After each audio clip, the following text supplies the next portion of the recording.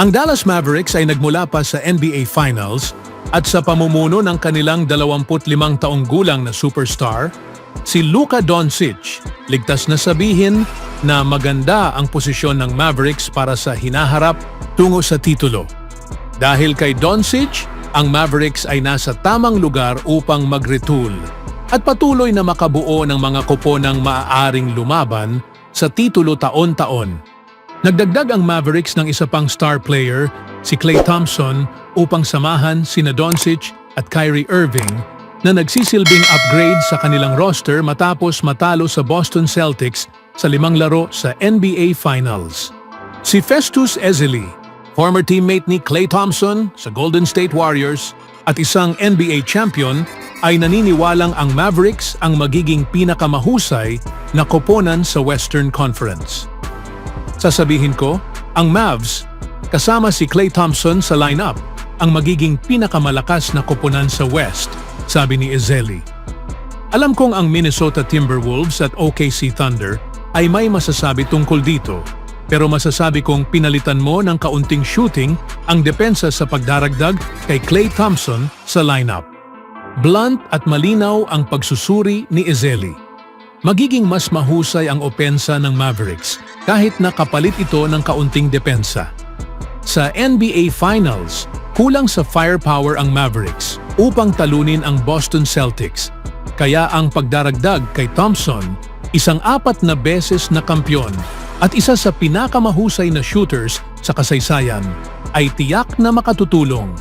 May pagkakataon ang Mavericks na ulitin ang pagiging Western Conference Champions.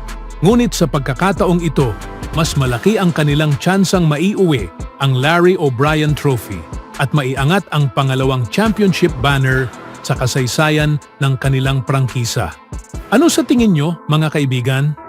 Sa ibang balita naman, maraming big man sa kasaysayan ng NBA ang nahirapang magtagal at magkaroon ng produktibong karera sa liga. Halimbawa, si Yao Ming na may taas na 7 foot 6 inches ay naglaro lamang ng 8 season para sa Houston Rockets bago siya napilitang magretiro dahil sa mga injury. Ang parehong bagay ang nangyari kay Ralph Sampson. Ngayon, ang former Golden State Warriors big man Paul Mokeski ay nagbigay ng kaparehong babala tungkol sa taas kay Victor Wembanyama, ang umaangat na bituin ng San Antonio Spurs. It takes its toll, sabi ni Mokeski tungkol sa taas ni Wembanyama, ayon sa ulat ni Dusty Garza para sa NBC's News 4 San Antonio. Ang katawan ng tao ay hindi nilikha upang maging sobrang tangkad. Mula kay Daryl Dawkins at Moses Malone hanggang kay Earl Cureton, Wilt Chamberlain at Jack Haley, lahat sila'y namatay dahil sa mga problemang may kinalaman sa puso. Dagdag pa ni Mokeski, ganito ang nangyayari sa mga matataas na manlalaro tulad ko na naglaro sa NBA. Napapansin namin ang mga dating matataas na manlalaro na yumao at kung paano sila namatay. Oo, isa itong alalahanin. Sina Dawkins, Malone at Chamberlain ay pawang namatay mula sa mga problema sa puso sa medyo batang edad. Ngunit malamang na hindi ito gaanong alalahanin para kay Wembanyama, na may 365 taon access sa mga makabagong kasangkapan at teknolohiya sa medisina ng modernong NBA. Si Mokeski, na naglaro ng isang laro para sa Warriors sa kanyang 12 taong karera sa NBA, ay tila sumang-ayon. Kapag tiningnan mo ang kanyang training, isinagad niya ito sa pinaka-extreme, sabi niya. Yoga, stretching, at lahat ng yon. Hindi namin ginawa ang mga bagay na yon noon. Sana ginawa namin. Gumawa kami ng 15 jumping jacks at pagkatapos ay sinabi, "Maglaro na tayo!" Sina Yao Ming at Ralph Sampson ay parehong nakitang natapos ang kanilang karera ng mas maaga kaysa inaasahan dahil sa mga injury.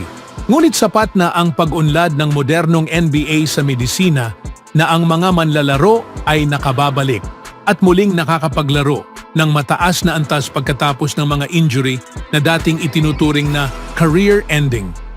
Halimbawa, ang 6'11" na si Kevin Durant ay napunit ang kanyang Achilles tendon noong 2019 NBA Finals. Isang injury na dati inakalang magtatapos na ng karera ng isang player. Nagtapos na nga ang karera ni Kobe Bryant noong 2013 dahil dito. Ngunit hindi lang nakabalik si Durant sa court, bumalik din siya sa kanyang all-star na anyo.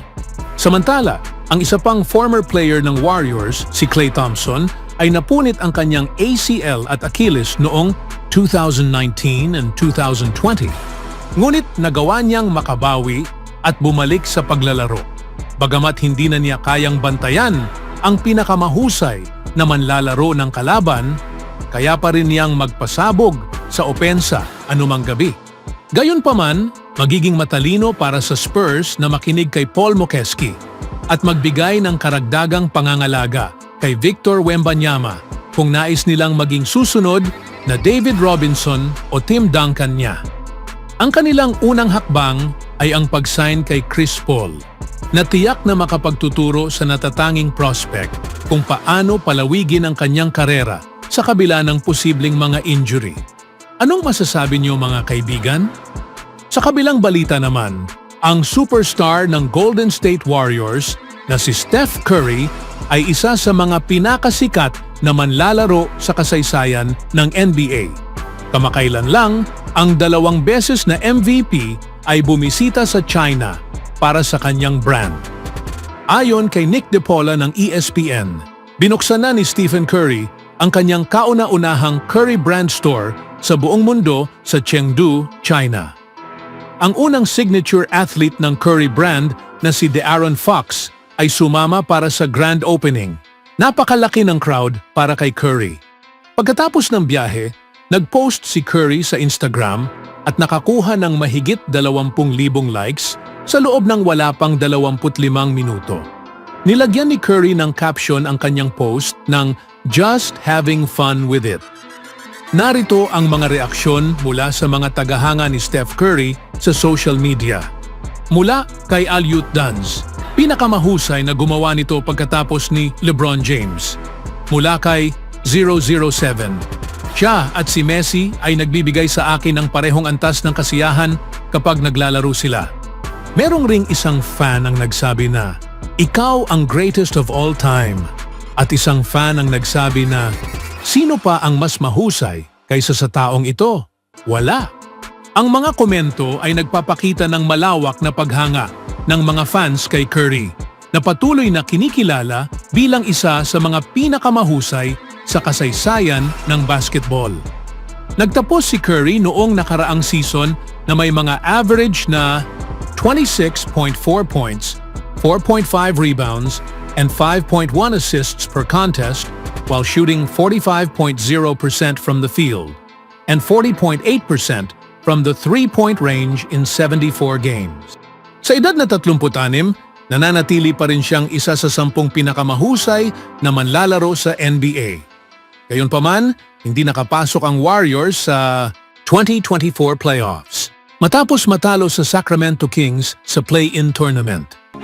Always do it on my own, so I gotta get through it. And the only thing I know is to love what I'm doing. Never give up, never slow, till I finally prove it. Never listen to the no's, I just wanna keep moving. Keep my head up when I act, head up, that's a fact. Never looking back, I'ma keep myself on track.